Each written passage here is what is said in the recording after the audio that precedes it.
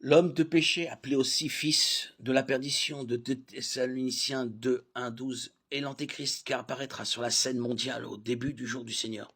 Ce jour, parfois appelé fin des temps, commence après l'enlèvement de l'Église dans 1 Thessaloniciens 4, 13, 18. Il est bon de rappeler que le jour du Seigneur ne correspond pas à une période de 24 heures. Il s'agit plutôt d'une période prolongée qui comprend la tribulation de 7 ans, le retour du Christ, pour mettre fin à toute rébellion contre lui, le règne de 1000 ans du Christ sur la terre, la défaite finale de Satan et le grand jugement du trône blanc. L'Antéchrist est appelé fils de la perdition parce qu'il s'opposera en tout point au Dieu biblique et à sa loi. Il sera complètement sans foi ni loi. Daniel 7 parle de cet homme comme d'un roi arrogant qui projettera de changer les temps fixés et la loi. Il viendra offrir une fausse paix au monde et grâce à sa personnalité charismatique, à ses promesses incroyables et à ses miracles époustouflants, il réunira toutes les nations sous sa direction sur les plans politiques, économiques et religieux. En même temps, il conclura une alliance avec Israël pendant 3 ans et demi. Daniel 9, 27.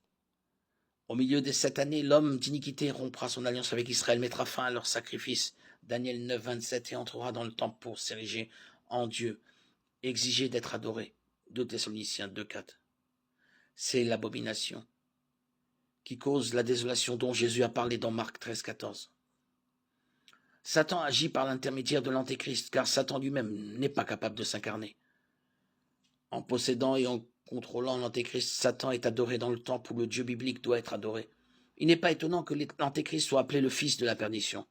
Vouloir prendre la place de Dieu est le rejet ultime du caractère et des lois du Dieu biblique. Cette action de l'Antéchrist provoquera un bouleversement dans son royaume mondial et des forces venant de l'Est se rassembleront pour le combattre. Mais au lieu de s'affronter, les forces du monde uniront leurs efforts pour combattre le roi des rois et seigneur des seigneurs qui viendra terrasser l'homme sans foi ni loi et ses alliés lors de la grande bataille d'Armageddon. Apocalypse 16, 16, 19, 19. Bien entendu, l'homme sans foi ni loi perdra cette bataille. Lui et son faux prophète sont alors jetés dans les temps de feu. Apocalypse 19, 20. La parole de Dieu, Apocalypse 19, 13, Jésus-Christ sera le vainqueur.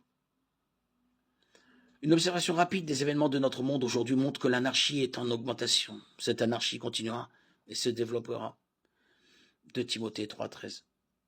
Et lorsque le Fils de la perdition paraîtra, il sera accueilli à bras ouverts. Ceux qui ont rejeté le véritable prince de la paix, Jésus-Christ, se laisseront séduire par les vaines promesses de paix de l'Antéchrist. Il est d'une importance vitale que chacun d'entre nous soit sûr d'avoir accepté Jésus-Christ comme son sauveur personnel et de vivre pour lui, dès aujourd'hui. Soyez sur vos gardes, soyez vigilants. Vous ne savez pas quand ce temps viendra. Marc 13, 33.